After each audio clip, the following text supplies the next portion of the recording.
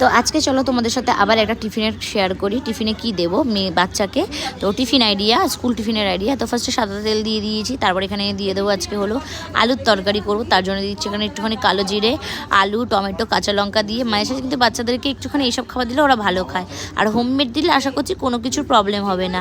আর তো আমার মেয়ের আজকে একটু আবদার ছিল যে ও এরকম টাইপের আলুর তরকারি আর রুটি দিয়ে খাবে বা লুচি দিয়ে খাবে। তো আমি ভাবছি কি করে দেবো, তা আমি বললাম এই তরকারিটা করে দিয়ে একটুখানি হলুদ আর লবণ দিয়ে ভালো করে ভেজে এটাকে জল দিয়ে আমি ঢেকে দিলাম, বেশ ভালোই লাগে। আর আমার মানে এইসব টাইপের টিফিন খেতে খুব ভালোবাসে, মানে ও ঘরের টিফিন করে দিলেও বেশি খুশি হয়, বুঝেছো তো।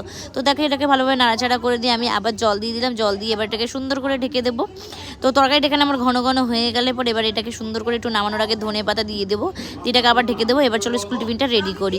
তো সাথে করেছিলাম একটুখানি হলো তরকারিটা করেছি, আর সাথে দিচ্ছি পরোটা, কারণ আজকে করে দিচ্ছিলাম একটু পরোটা আর এই তরকারিটা। কেমন লাগলো জানিও। আর আমার মেয়ে যদি দুটো টিফিন টাইম হয় তাই জন্য দুটো টিফিন দেবো। তো এই যে সেকেন্ড টিফিনে দিয়েছি ম্যাঙ্গো, সিজনের প্রথম ফল, বাচ্চাদেরকে খাওয়ানো খুব ভালো আর খুব উচিত। তারপর দিয়েছিলাম শসা, আজকে একটু সব ফ্রুটসই দিয়েছি, আর সাথে দিয়েছিলাম মাখনা। মাখনাটাও খুব ভালোবাসে খেতে, কারণ গুড়িয়া মাখনাটা খেতে মানে আমার মেয়ে খেতে খুব ভালোবাসে। আর এটাকে আমি ড্রাই রোস্ট করেছিলাম বাড়িতে, তোমাদের সেটা পরে দেখাবো কীভাবে ড্রাই রোস্টটা করেছিলাম। কেমন